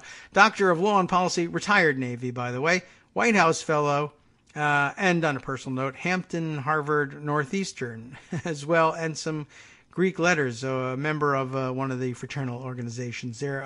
Let's see, Omega Psi Phi. There you go. I think I remembered my Greek letters correctly. Lost in the debate, Dr. Ted J. tells us, over NFL players kneeling is how Kaepernick came to kneel during the national anthem instead of sitting or standing on his hands or on his head or doing cartwheels. When Kaepernick first started to draw attention to the oppression of black people, he was sitting on the bench in protest. And there is a photo included here of, I guess you can see on the sidelines of the 49ers, the starting lineup out by the sidelines. Rest of the players set back somewhat, but everyone's standing. But there, enhanced in the photo in a little circle, is Kaepernick sitting on the bench. Now, Kaepernick did, with a couple of veterans who discussed this with him. They wanted to talk to him about sitting during the national anthem. They advised him that if he wanted to protest, but continue to show respect for the country, for the flag, for the national anthem, he should do something other than sitting on the bench. He should kneel. That soldier's name, in particular, who he met with, was a Navy SEAL, which means he's not a soldier. And as a matter of fact, this is an observation made in response to Dr. Ted by a user by the name of Jeff Farr. He was saying that the person he spoke to is a former Navy SEAL, Nate Boyer. And it says here, deep snapper for the Texas Longhorns, in case anyone wants to call BS on that. Interesting. I didn't know that. Although it said, then he goes on to say, I misidentified Nate as a SEAL. He was in fact a Green Beret, which would make him a soldier and not a sailor. Ted Johnson goes on to say, yeah, saw him on CNN last night. It's a solid guy. Anyway, on with the tweet storm. Kneeling is a sign of respect. We kneel when we pray. Military members kneel when presenting the flag to military families during funerals. And if you look around, by the way, you'll see at Marine memorial services, when someone is lost, particularly in combat, they put the rifle up and the boots and the helmet along with the United States flag and the Marine Corps flag, and then they kneel in front of it. Now, you could say, well, they're praying, they're not, and it's not the national anthem, but kneeling is no kind of sign of disrespect. Kneeling, as he says, is a sign of respect. We kneel when we pray. And by the way, for all the evangelicals who are on TV insisting, what was it? There's one particular guy, a spiritual advisor of sorts, or a liaison to the evangelical community for Donald Trump, who was saying these guys ought to be praying, thanking God for Donald Trump being president, not protesting the flag and disrespecting our national anthem, etc. And of course, what would it look like if they were thanking God? It would probably look like them kneeling, more than likely. But yes, kneeling is no kind of particular sign of disrespect. Dr. Ted here continues, the vets he spoke to told Kaepernick that kneeling would show respect for those who fought and died for the country, while also drawing attention to his protest. Good idea, right? So kneeling was specifically selected by these veterans as the form of protest to honor those who fought for our country, but still make his protest point. Again, Kaepernick listened to veterans on this issue and chose to kneel instead of sitting. Yet, now his kneeling is seen as disrespectful, and folks ask, isn't there a better way? The truth is, no, there isn't. And it wouldn't matter even if there was, because of course they would crap on your better way just the same. When black students sat at whites-only lunch counters desiring to buy a meal, they were beaten and spat on. Isn't there a better way? I'm sure they were asked. When civil rights protesters marched, they were attacked with fire hoses and German shepherds. Isn't there a better way? When Black Lives Matter activists block traffic or even get a permit to hold a rally and people show up in military gear to protest it, isn't there a better way? When Moral Monday activists in North Carolina shut down, well, he says City Hall, but I don't know, was it City Hall or was it the state capitol? Isn't there a better way? When students walk out of school to protest racial discrimination or immoral immigration practices, isn't there a better way? When black women refuse to move from their seats in segregated public spaces, isn't there a better way? No, there is never a better way. Never. The problem ain't the method of protest, Dr. Ted says. It's the people protesting. That's who the issue is with. You know that was going to be the outcome of this tweet storm. So when players go out of their way to kneel to show respect for those who served, like Dr. Ted, and then are accused of being disrespectful, the flag is just a heuristic for a more sinister impulse, he says, that most of the country still can't find the courage to discuss honestly. There you have it. So yeah, let's just talk about anthems and flags and ungrateful black millionaires in better ways. That's going to make us great. Good point, and great observation, an excellent addition to the mix in terms of what's Kaepernick doing and why. Exactly how did he decide to kneel rather than just leave, for instance? Now you know.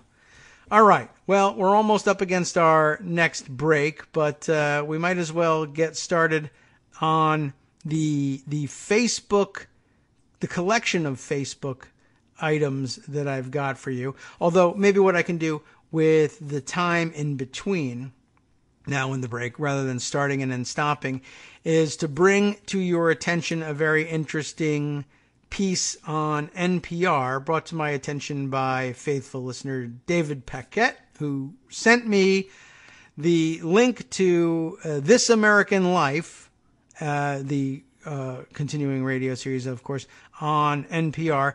ThisAmericanLife.org, of course, is where you'll find their radio archives. And the piece is, I think it's a two-parter. And the first part of it went live last Sunday, and it was really interesting, about the alt-right. And as you know, my contention that they are a sex cult. This basically backs it up pretty well, and I guess helps illustrate some of the strange origins of the alt-right movement and its connection to this weird sex cultism and where it came from. And it comes from a rather surprising source.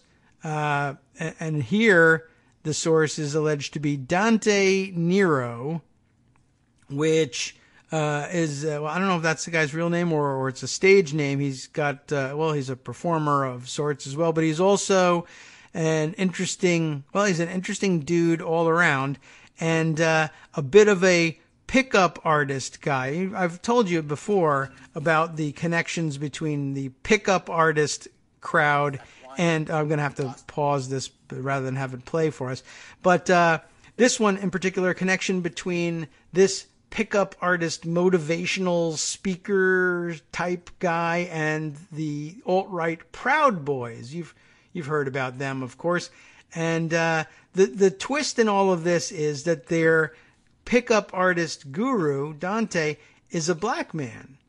And he, too, was, I think, a little bit confused about the nature of the Proud Boys and what they were all about at the beginning, although they did evolve along the way. And now, of course, having realized what they've turned into, it turns his stomach to have had any interaction with them at all, much less to have been almost some sort of spiritual advisor to these guys. Interesting story. We can't play it here. It's a long piece. I'll tell you more about it after the break just to get your interest piqued. We'll be right back.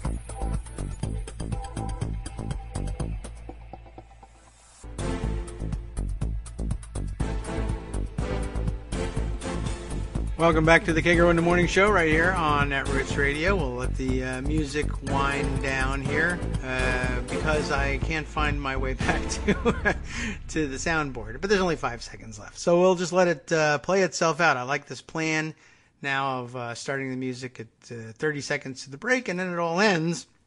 Anyway, before the break, I was telling you about this NPR series on This American Life, and it looks like it's part of a longer series called White Haze, I'm guessing. It's I don't know how they do their episodes here, but I guess episode 626, White Haze, is the main title. But then Act 1 of this overarching storyline, the one I listened to, was called Lost in the Proud, like proud as in Proud Boys. I'll just read you the description to see if I can pique your interest in it. The White Haze series is described this way on the website. Right-wing groups like the Proud Boys say they have no tolerance for racism or white supremacist groups. Did you know that? Did you know that the Proud Boys were apparently anti-racist? Interesting. I mean, I don't think that they adhere to it very well, and it's all lost in the mess because it doesn't make a damn bit of difference the way these things go down anyway. But their leader, nominally, Gavin McInnes is his name. He says he disavowed the white nationalist rally in Charlottesville. But the Proud Boys believe, and there were Proud Boys there, that, quote, the West is the best, which one of them points out is not such a big jump from whites are the best. And one of the Proud Boys organized the Charlottesville rally. The group now claims he was a spy. You see, he was a plant. Everybody's a plant. What should we make of groups like this? And the answer is a blood and tissue slurry is the answer. But never mind that. We can just examine the question intellectually instead, and we'll let them do this for us. Act 1, Lost in the Proud, was about Dante Nero, who, it says here, has been involved in this group for years, since before it even had a name. He's seen its evolution, and now he is deeply disturbed to learn that some members attended the Charlottesville rally, including the guy who organized it. He organized it. He made it. He did it himself. Zoe Chase is the reporter who tells Dante's story. It's really very interesting, and by God, you should listen to it. That's all I can tell you. And it's very informative, very interesting, and reinforces everything we thought about the Proud Boys starting at least partially as a sex cult, and the fact that they formulated their ideology around the teachings of a pickup artist really only makes the point that much more clearly. I'll include it, of course, for Scott in the list that I give to Scott to formulate our daily roundup posts. You should put an hour or so aside to listen to this thing. I don't know why it says that the Act 1 is 29 minutes. It tracks as 59 minutes on my computer here. But nonetheless, no matter what they're asking, I think it's worth the time. Okay, I've been hyping the Facebook angle for long enough. It's time to get to that, and we're just going to have to dive in, maybe in the order I included them chronologically in Pocket the other day. I left off, let's see, last I think I told you about the way Facebook had been used was with J.J. McNabb's fantastic tweet storm about the various ways in which they're using these things. One of the stories I didn't dive into that came out of that tweet storm was a BuzzFeed news piece called How a Liberal Troll Became Spammers' Favorite Fake News Source. This is about one of, I think there are several people out there who I think started by being liberal-leaning satirists saying, oh my God, this fake news stuff is so dumb. Next, they'll be saying XYZ and trying to scroll that stuff out, and only to find out that the right wing was swallowing it hook, line, and sinker and making their own money retweeting and reposting this stuff that had been written originally as satire. I thought that one was kind of interesting. But just I wanted to let you know that there was such a person out there. BuzzFeed keeps it relatively short. Their subheader here, when the American man known online as Busta Troll tried to get the Eastern European spammers to stop stealing his content, one threatened to knock his site offline. Craig Silverman and Jane Litvinenko on this piece. On March 4th, a website run by an American who identifies himself as Busta Troll published a completely false story claiming the FBI had a warrant for Barack Obama's arrest for illegally wiretapping Donald Trump.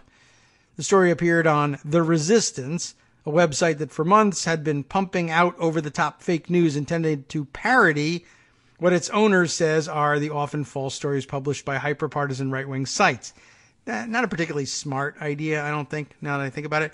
Aside from the baseless claim, one big hint the story was a hoax was the image at the end, which appears to be a picture of a guinea pig in a camouflage hat next to a tiny American flag out on somebody's lawn. I guess that's supposed to be a hint, but maybe not. Despite its obvious issues, within just a few hours, the false story, including the patriotic guinea pig, was copied by at least 19 websites, largely run by people in countries including Macedonia, Kosovo, and the Republic of Georgia. It's a pattern that has repeated itself over and over again for weeks. A fake site meant to troll American conservatives publishes an outrageously fake hoax, and it's immediately plagiarized and published on a network of sites run by spammers thousands of miles away. Unwitting Americans are fooled, and the owners cash in. So if you're thinking of doing this like in an organized fashion, running a site that's, obviously I'm just trolling the wingnuts, you're doing the Macedonian spammers work for them. They are no doubt thinking, that's fantastic. I don't even have to stay up making up the fake news. I'll just steal it from this guy. There is perhaps no better expression of the current economics of the internet content than American liberal troll and spammers from the Balkans and Caucasus making money from completely fake online news aimed at American conservatives. The troll says he's exposing ignorance, while the spammers are stealing any content that drives traffic and ad impressions. Regardless of motivation, the clicks and dollars are the same, and they reinforce the reality that misinformation about American politics is now an international business opportunity. BuzzFeed News analyzed 11 hoaxes published by The Resistance, that's what he calls his site, believe it or not, that received the highest engagement on Facebook in the past 2 weeks and found they were copied and reposted by 48 different websites. They don't care. They don't get the satire. Stop doing it, guy. Of those sites, 16 were confirmed using domain registration records as being run from Macedonia, 4 in Georgia, 2 from Kosovo, 1 in Bulgaria. The remaining 20 sites whose provenance is unconfirmed use similar WordPress themes to those run from Macedonia and often post their content in the same pro-Trump Facebook groups used by Macedonians to spread their content. BuzzFeed News emailed 19 owners of the sites but didn't receive any responses. Just basically, don't do it. I'll leave off from there. And you can't be surprised by this anymore. I'm sure it was innocently conceived, but by now I think the information is pretty solid. You're just doing their work for them. There's no irony left in it. BuzzFeed also had an interesting piece from Charlie Warzel, who put things this way.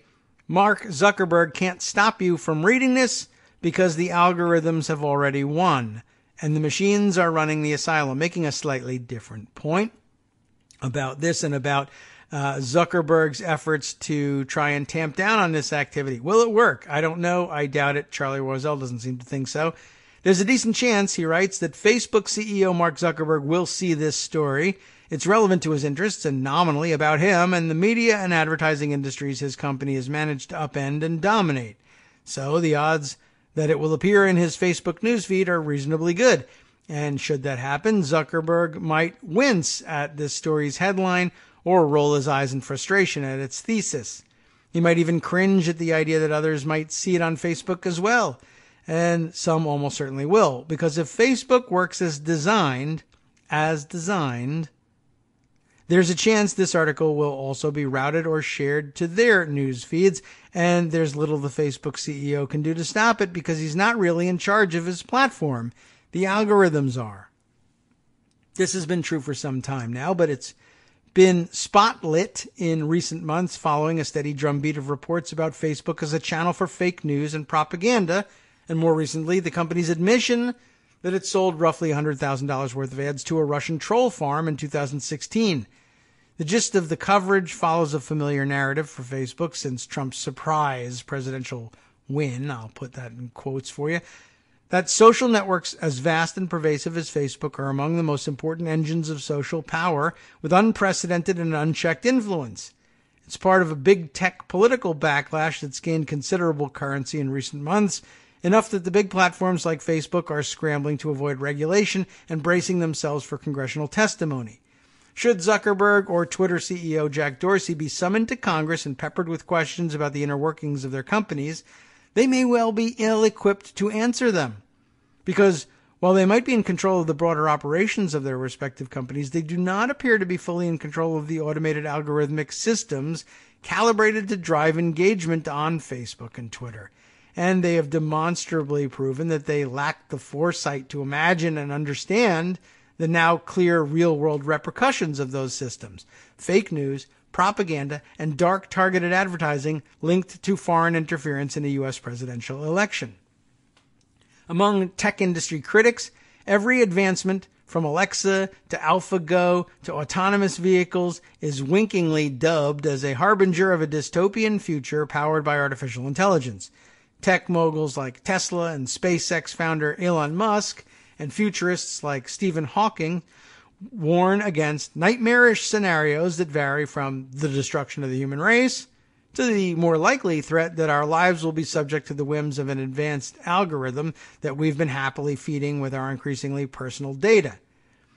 In 2014, Musk remarked that artificial intelligence is potentially more dangerous than nukes and warned that humanity might someday become a biological bootloader for digital superintelligence. I'm not even sure what that means, but it sounds scary. But if you look around, some of that dystopian algorithmic future has already arrived. Complex technological systems orchestrate many, if not most, of the consequential decisions in your life. We entrust our romantic lives to apps and algorithms. You might, but I don't. Chances are you or somebody you know has swiped right or matched with a stranger and then slept with, dated, or married them. I guess that's possible. A portion of our daily contact with our friends and families is moderated via automated feeds painstakingly tailored to our interests. To navigate our cities, we're jumping into cars with strangers assigned to us via robot dispatchers and sent down the quickest route to our destination based on algorithmic analysis of traffic patterns. So far, this doesn't capture me anywhere, but okay. Our fortunes are won and lost as a result of financial markets largely dictated by networks of high-frequency trading algorithms. Not me there either, but okay. Meanwhile, the always-learning AI-powered technology behind our search engines got me, and our news feeds quietly shapes and reshapes the information we discover and even how we perceive it. And there's mounting evidence that suggests it might even be capable of influencing the outcome of our elections. Put another way, the algorithms increasingly appear to have more power to shape lives than the people who designed and maintained them. This shouldn't come as a surprise, if only because big tech's founders have been saying it for years now. In fact, it's their favorite excuse. We're just a technology company, or we're only the platform. And though it's a convenient cop-out for the unintended consequences of their own creations, it's also, from the perspective of technological complexity and scale, kind of true.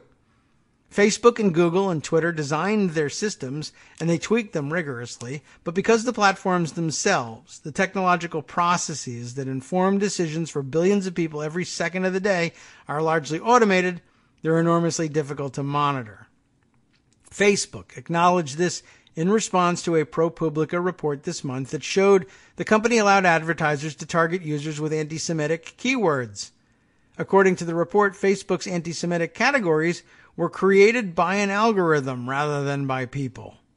And Zuckerberg suggested similar, it wouldn't be hard to imagine somebody sitting in a Facebook office saying, we should create a vertical for Jew haters or how to burn Jews. You could see it. If you can imagine that the system is capable of saying, well, look, I'm just capturing what people are typing and making categories out of that. That would be an enormously efficient way of creating the categories rather than having some people sit there and do it manually. I'm sure they did it at the start, and their work informed the AI systems that were dedicated to doing it later, but that does make a certain amount of sense. Returning to what's actually written here, Zuckerberg suggested similar difficulties in monitoring just this week while addressing Facebook's role in protecting elections. And the quote is, now, I'm not going to sit here and tell you we're going to catch all bad content in our system. He explained during a Facebook Live session last Thursday, I wish I could tell you we're going to be able to stop all the interference, but that wouldn't be realistic. Beneath Zuckerberg's video, a steady stream of commenters remarked on his speech. Some offered heart emojis of support. Others mocked his demeanor and delivery. Some accused him of treason. He was powerless to stop it. Facebook's response to accusations about its role in the 2016 election since November 9th bear this out. Most notably, Zuckerberg's public comments immediately following the election that the claim that fake news influenced the presidential election was a pretty crazy idea. In April, when Facebook released a white paper detailing the results of its investigation into fake news on its platform, the company insisted it did not know the identity of malicious actors using its network. And after recent revelations that Facebook had discovered Russian ads on its platform, the company maintained that as of April 2017, it was unaware of any Russian involvement. When asked, we said there was no evidence of Russian ads. That was true at the time, Facebook told Mashable early this month. Some critics of Facebook speak about the company's leadership almost like an authoritarian government, a sovereign entity with virtually unchecked power and domineering ambition. So much so, in fact, that Zuckerberg is now frequently mentioned as a possible presidential candidate despite his public denials. But perhaps a better comparison might be the United Nations, a group of individuals endowed with the almost impossible responsibility of policing a network of interconnected autonomous powers. Just take Zuckerberg's statement this week, in which he sounded strikingly like an embattled Secretary General. It is a new challenge for the internet communities to deal with nation states attempting to subvert elections. But if that's what we must do, we are committed to rising to the occasion, he said. I wish I could tell you we're going to be able to stop all interference, but that wouldn't be realistic. Isn't just a carefully hedged pledge to do better. It's a tacit admission that the effort to do better may well be undermined by a system of algorithms and processes that the company doesn't fully understand or control at scale. Add to this Facebook's mission as a business, drive user growth, drive user engagement, monetize that growth and engagement, innovate in a ferociously competitive industry, and uphold ideals of community and free speech. And you have a balance that's seemingly impossible to maintain. Facebook's power and influence are vast, and the past year has shown that true understanding of the company's reach and application is difficult. As CJR's Pete Vernon wrote this week, what other CEO can claim with a straight face the power to proactively strengthen the democratic process? But perhaps power is the wrong word to describe Zuckerberg's and other tech moguls' position. In reality, it feels more like a responsibility. At the New York Times, Kevin Roose described it as Facebook's Frankenstein problem. The company created a monster it can't control, and in terms of responsibility, the metaphor is almost too perfect. After all, people always forget that Dr. Frankenstein was the creator, not the monster. An interesting note on which to end.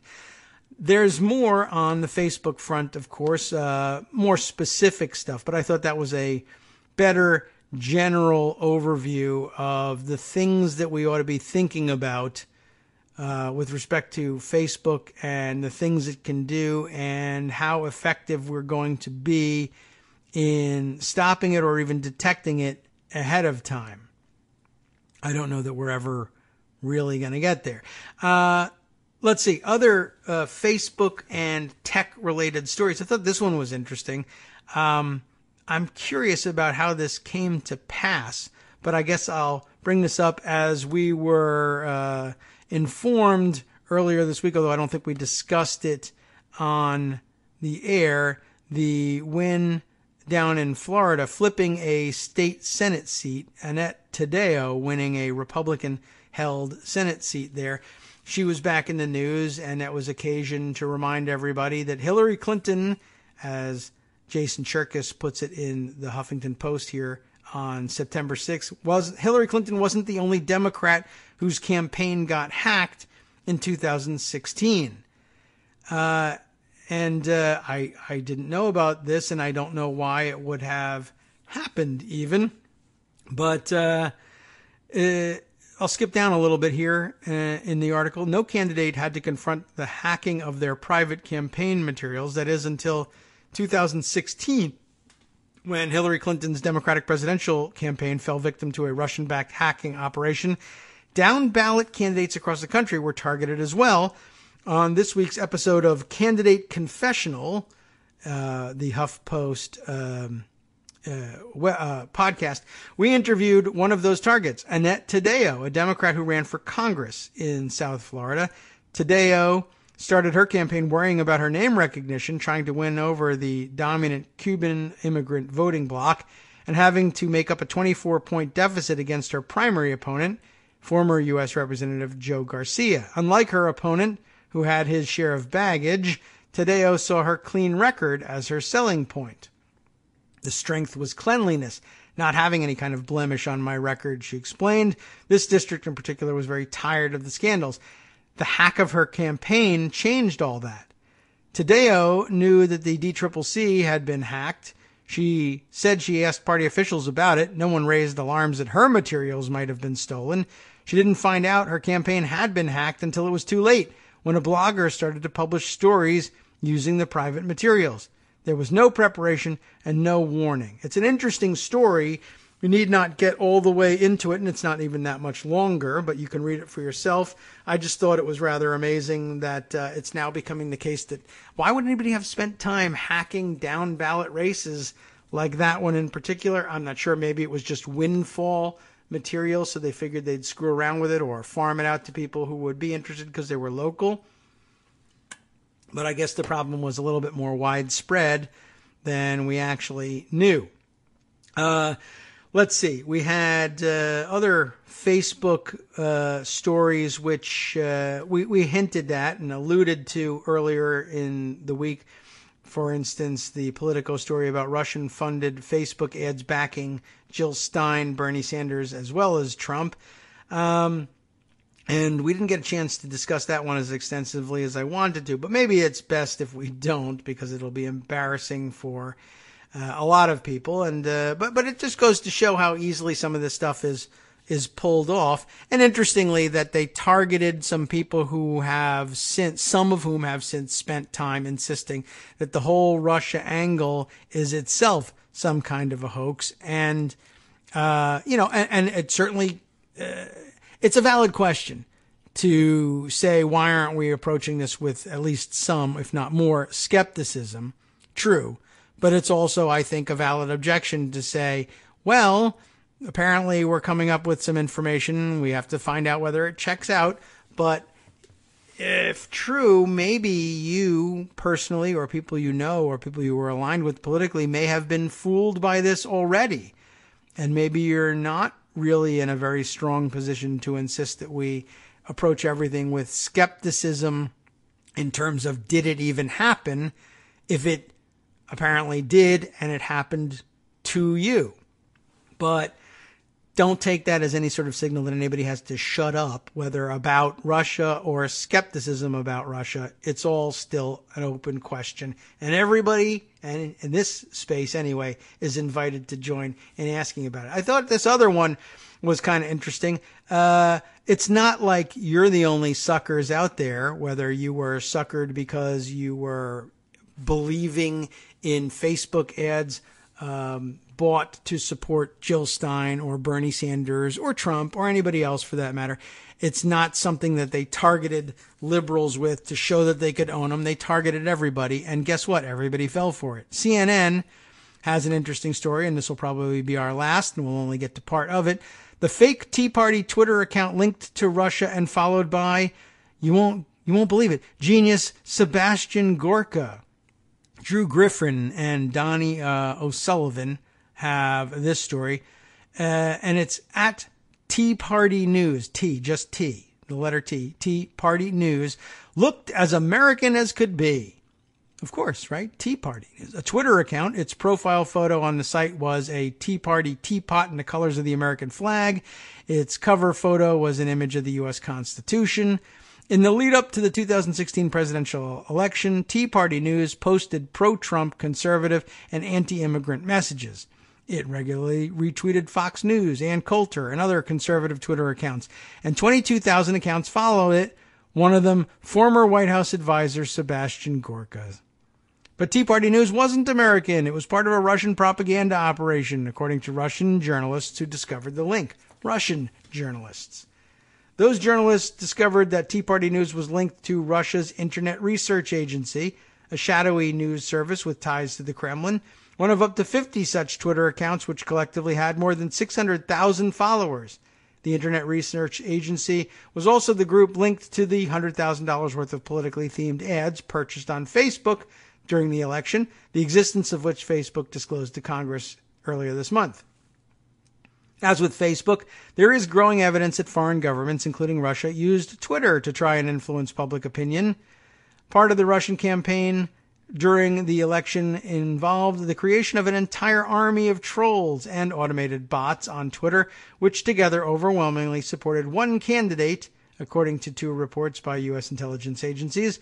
Most of these accounts were made to look like Trump supporters, but actually begin and end in Russia, says Samuel Woolley, the director of the Computational Propaganda Project at the Oxford Internet Institute.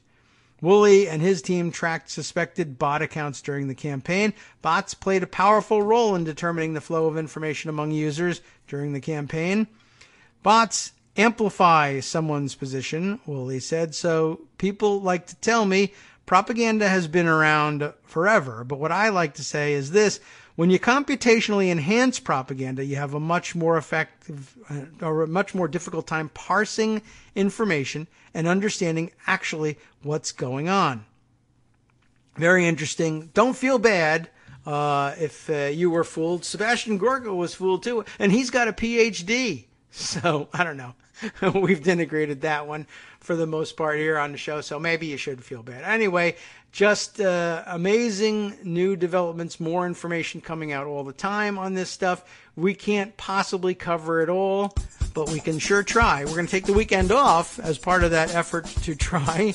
We always take the weekend off. That's standard procedure. We'll be back on Monday, no doubt with more, and no doubt overwhelmed with much more new information that makes it impossible to catch up on the old. However, as always, batting cleanup for us right here on Netroots Radio next is, of course, the after show with Wink and Justice. Here's a taste, anyway, of what they'll be covering for us. The Trump administration will phase out an Obama-era program, no way, for Central American child refugees. Remember, they were all into adoption and everything when it came to Russians. That's weird. Trump might think white nationalists are good people, but his current FBI director says they are a major terrorist threat at last. And the far-right Alternative for Germany party, Alt Germans, I guess, brought Nazism back to the country thanks to help from a Trump-linked Texas ad agency.